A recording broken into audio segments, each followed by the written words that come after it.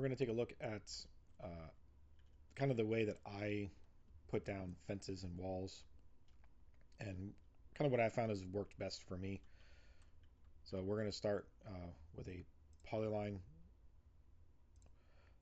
Polyline are what are needed to make walls and fences. You don't want to use spline. They may put them down, but the proper one is going to be polyline here because it's going to keep it straight. So when you have your vector tool, the shortcut key for that is V. So hit V, brings up your vector tool. And we are going to do the polyline. It's going to put two dots down. The first dot where you chose it to go, and the second dot. The second dot is your continuation point. First is starting, second one is your continuation. So in the real world, fences and stuff like that, they're not completely straight. They're going to be a little bit off sometimes. When they meet at corners, they're not going to be exactly 90 degrees. There's going to be a little bit of offset to them. So you don't necessarily want your stuff when you're making this map to be completely perfect, completely square, and all that. It's okay for it to be a little bit off. It keeps it a little bit more realistic. I like to have most of my fences, for the most part, squared up, near 90. But again, I'm not trying to make it perfect. So this is the way that I do it. So I use something that, for the most part, is already got a straight point on it. I just, coincidentally enough, have this retaining wall here. A lot of times I'll use kind of the side of a house that the fence is going to follow, stuff like that. So we got our starting point. We've got the continuation point, and we're just going to click and drag it over and get it to where it's just roughly straight. It looks like it right there. And now that we've got it at that point, we are going to just click and drag that arrow out. Right about there is good. And we're going to add our fence. So fences are, excuse me, fences are typically found in the prefabs WE generators folder or prefab library generators. Again, that's prefab library generators, walls, and then whatever one you want to choose. I'm going to use this one. So if you look, the fence generator put down a bunch of prefabs.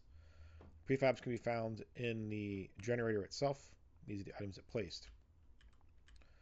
So this actually filled in the generator, or the polyline perfect. If your polyline was a little bit longer, you notice it doesn't fill this gap. That is because of the prefabs in the generator.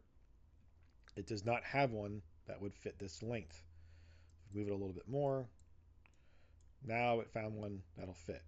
Okay. If you move it back in, it's going to delete it. If we go back in further, it's going to delete it.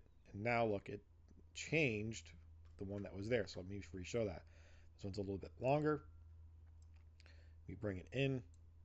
It found it one that will still work there, but not at that length. Okay. Now also notice we have a little bit room on the left here that I need to bring in, and then you're going to see this shift more this way. All right. Right there is good. And now look, it got rid of that piece because we moved this line too much further right, and it ate up some of that space. Not a big deal. Click on this next piece. And there we go. Oh, we're actually going to go past that tree, so we're going to probably go a little further. There we go. All right. So now we're at the first point where we want to make a corner. So there's a couple ways you can do it. If you hold Control and you left click wherever you want your next dot, so let's just say we want it over here, it's going to keep going the fence that way. And hold left click and there you go. Sorry, hold Control, hit left click. All right. It's not what we're going to do though, but that's just showing you how you make your next point. So here is the tip that I am trying to show you. This these arrows are at a 90-degree point, a continuation at 180, and this green one's going up. So kind of ignore that green one for right now. All right, so this red and blue one, even though I want to go that way and the arrow is pointing this way, I'm going to work off of this arrow still. So hold down Control, hit left click, add your next point, zoom out a little bit, click and drag it, and there you go. You are at roughly a 90-degree corner there. All right. It will start to add in broken pieces. That's just what's built into the generator. I believe there's a way to make it not use them, but I don't know exactly what it is. As you move the generator around, sometimes you will see it start to choose different pieces, because again, it's trying to fill in the gaps that you're making. All right. So if you're going to do a gate, what I often recommend is add the gate while you're doing the fence. Don't complete your fence and go, oh, I want to add the gate last minute, because you're going to have to break the fence line up. It's kind of a pain in the butt. You'll notice as you work with fences more, they can be a little bit finicky, especially when you're trying to get precise. So this is what I do to get a gate. So gates and doors, you want to look for the set, because if you find just the item, it's not going to open and close properly. So we're going to look for door space set. Go in the forger, and we're going to look for the one we are choosing is this one here. So door set metal gate, and we're going to click and drag it. All right. There's a couple ways to get this lined up properly with this item here. Okay. Actually, I wanted that too. There we go. Okay. So you can drag this over to the fence and then rotate it until you're approximately lined up with it. All right, it can be a little bit finicky. So what I like to do is I like to get it to clip just a hair, and then that way when the other side clips just a little bit,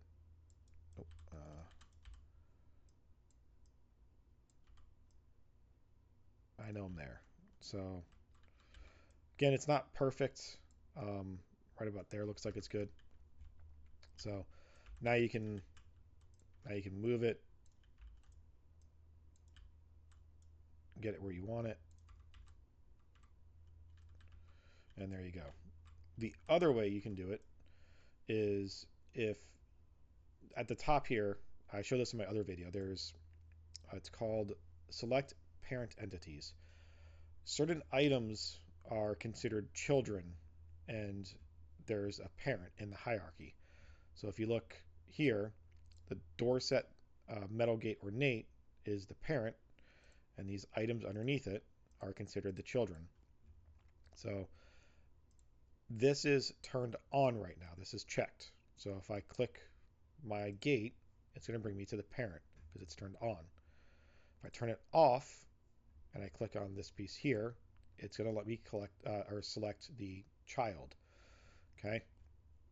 So sometimes if this is off, it doesn't work. You need to turn it on and then off, and it'll work. So what we're doing here is, if let's just say this item is rotated like it was, and I want it to match this one's angle, turn this off, select the item, go to its angle Y, copy it,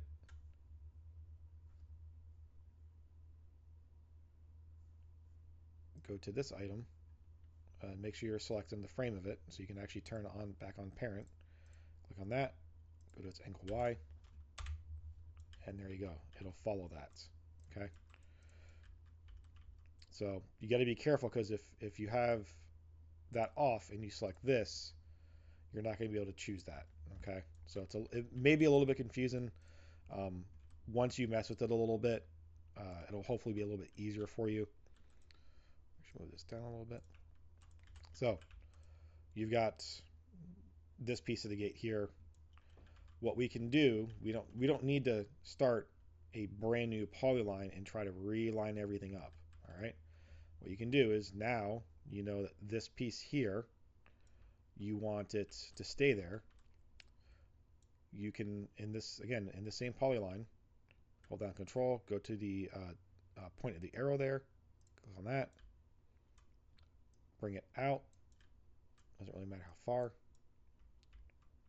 click on the starting dot, and you can hit split. When you hit split, it's now going to make another polyline out of this one. So it's going to split from here that way. All right, so we're going to split. Now click and drag. We can drag a little bit more. And there you go. So now your polyline is still following that same line that started with this one. All right. And if we want to close this off, go here.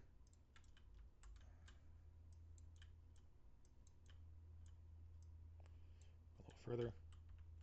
All right, bring it back in a little bit. I like to bring it to where it gets rid of it and then bring it back out of just the hair. Like,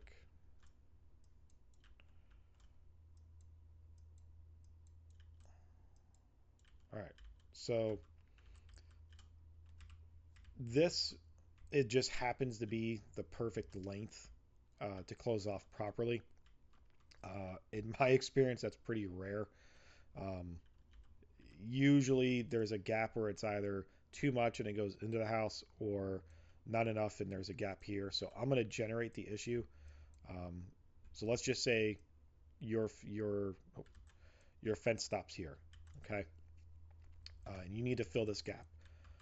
There's some creative ways you can do that. You can maybe add a shed. You can add a couple different items. Um, for this purpose, you could even move the house, backwards a little bit. But let's just say the house is exactly where you want it and you don't want to have to do that, okay? Um, just like we did that gate, we can kind of use those same idea to get this little gap filled out with more of the fence, okay?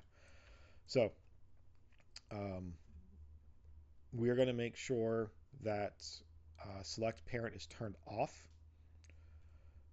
and this piece here is a pole.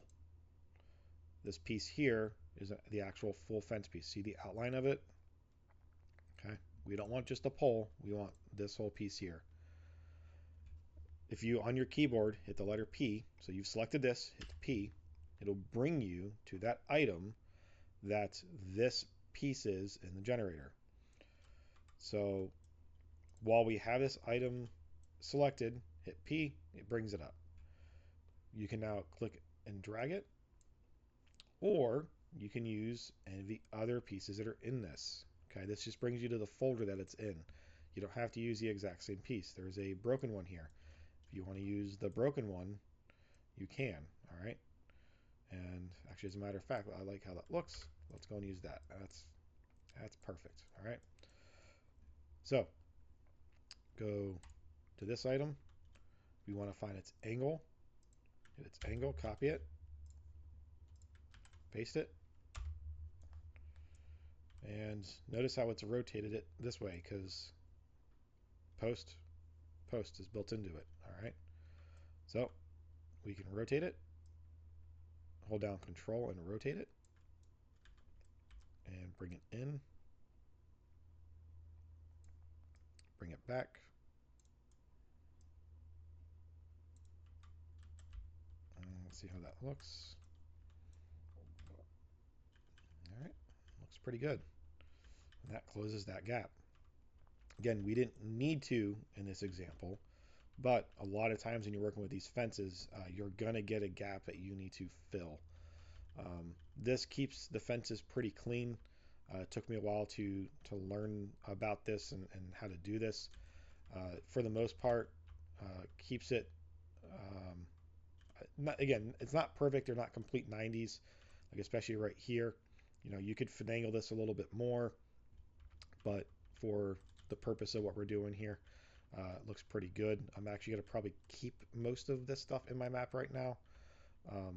But yeah, again, the key points here with doing the polyline, you want to do your fences and walls with the polyline.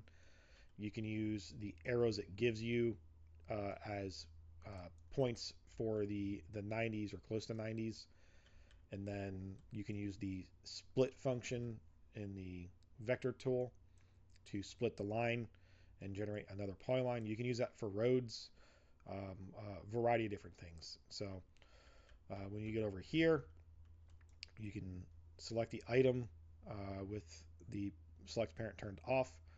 Select the item, hit P to find it in the folder, and then copy paste it down, get the angle and everything right, and you're good to go. Any questions, concerns, if you have a different way of doing this that you feel other people should know about, please let me know. I can always modify this and redo the video or just do a completely different one that shows a different way. So thank you and have a great day.